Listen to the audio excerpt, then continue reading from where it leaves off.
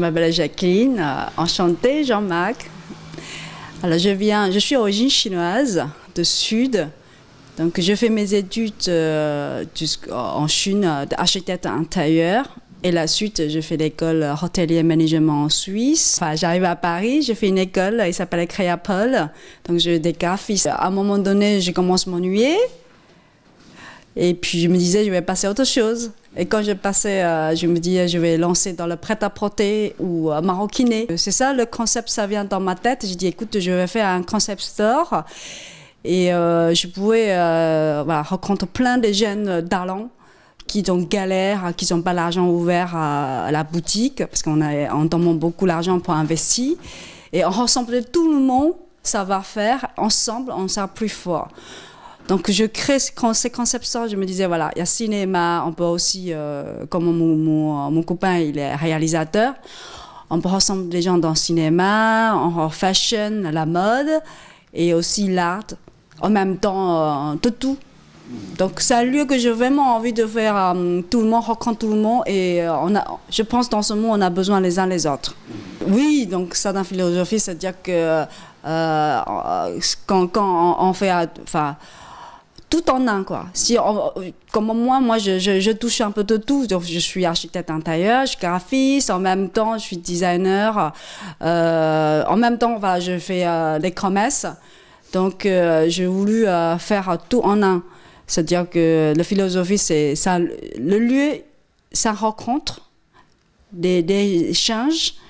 Et puis, voilà, créer des réseaux. Je crée Abba Concept Store, c'est pour ça. Donc, du coup, j'occupe le métier d'H et que je l'adore. C'est-à-dire, en bas, on fait la vente, on rassemble tous les jeunes créateurs. Enfin, tous les jeunes, c'est-à-dire, aujourd'hui, j'ai beaucoup de jeunes créateurs qui peuvent être des accessoires dans le bijou ou prêt-à-porter ou dans le sac maroquiné ou voilà, de tout. Donc ça j'adore et on a fidélisé beaucoup de clients et de temps en temps j'organise aussi des expos depuis l'ouverture jusqu'à aujourd'hui j'ai organisé pas mal d'expos donc il y a compris Olivier Mécardon, le réalisateur de Taken, voilà, Taken, Colombiana, et aussi en même temps j'ai organisé des formations des cinémas, des formations de réalisation. Donc les retours sont plutôt bien. D'expo pareil, voilà, ça se passe super bien. Et là, il y a récemment organisé un autre aussi, Stéphane, qui fait l'aquarelle. Oui, bien aussi. Donc en fait, mon philosophie, c'est découvrir des jeunes talents. C'est-à-dire que les jeunes talents, ils sont plus jeunes, hein, c'est les gens plus âgés, souvent, mais ils ont réussi dans le métier. En devenir. Voilà, en devenir.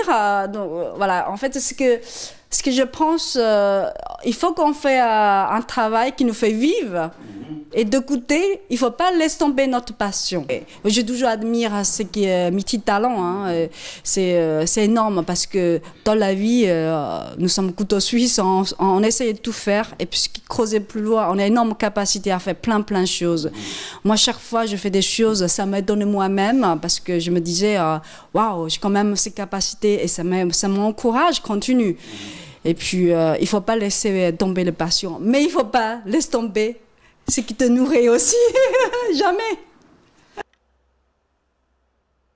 On fait privatisation, on fait privatisation d'anniversaires, des séminaires. Des séminaires, il y avait aussi des ministères économie, finances qui étaient passés chez nous, ils étaient contents. Sinon, vous voyez, on a pas mal de sociétés qui fait des soirées chez nous et des privatisations d'anniversaires. Voilà, on fait tout. Donc on fait là tout le monde. Et puis il y a de la mode. Oui, il y a la mode. Donc, c'est ça. Donc, j'ai une jeune créatrice. Elle n'est pas très jeune, mais elle est jeune pour moi. Elle s'appelle Évoire. Voilà, Évoire Levenaise. C'est une personne que je l'adore parce qu'elle se bat aussi beaucoup. Elle a écrivain pour les jeunes, pour les enfants jeunes, traductrice. Et en même temps, elle a aussi créatrice de mode, c'est-à-dire elle s'est fait couture en fait de grands-parents qui lui donnent. Donc aujourd'hui, ça fait un bout de temps, elle est chez nous. Elle fait défiler. Là, dans ce moment, il y a parution, pas mal de gens qui parlent d'eux. Il y a compris Vogue, British. Pas beaucoup français, c'est ça qui m'a étonné aussi. Je ne comprends pas des français que... Il faut, les Français, voilà, il faut que, surtout les femmes, il faut qu'on soutienne les uns les autres, parce que c'est très important. Aujourd'hui, les femmes, on est quand même, physiquement, on ne peut pas comparer comme les hommes, parce qu'on s'occupe d'intérieur, extérieur, mais il faut qu'on se soutienne, ouais. Et oui, ça se passe très bien avec elle. Donc, elle, c'est une de mes créatrices. Donc, après, il y a une autre artiste, elle est pareille, Mitty Talent. Moi, personnellement, j'ai toujours admiré, comment dire, Mitty Talent. Donc, j'ai aussi une autre créatrice, elle fait des peintures. Et en même temps, elle fabriquait aussi le soie, voilà, le foulard, tout ça, parce qu'il a mis sa peinture, il a imprimé dans son foulard. Donc, c'est pas mal aussi. C'est ça, un lieu pour s'habiller. J'adore habiller mes clients. Il y en a, ils sont, voilà, il y en a, ils savent pas comment habiller, donc je suis là pour l'aider aussi. J'ai pas forcément fait la vente, mais j'adore passer un bon moment avec mes clients. Ce sont comme mes poupées, je les aide comment habiller. Voilà, en sortant, ils sont contents et après, on toujours finit par un café ou un verre, lightage. C'est très intéressant. C'était un coup de cœur quand je le connais, ce lieu. Ah, c'était horrible. Ils étaient abandonnés et puis l'endroit, il n'était pas local, il n'était pas en norme, mais c'était bah oui, pour faire un norme, il faut avoir gros travaux. Et pour moi, j'ai dit tiens, c'est un challenge déjà si je commence à faire des travaux. Donc le premier temps que j'ai vu, j'ai dit l'île Saint-Loup c'est magnifique, hein, parce que c'est un endroit où on n'a jamais rêvé, parce que c'était c'est pas donné, c'était mon prestige. Donc, quand j'ai vu ces locaux, j'ai un coup de cœur. J'ai dit, il faut que j'apprenne ces locaux. Et je fais ce que je veux faire dedans.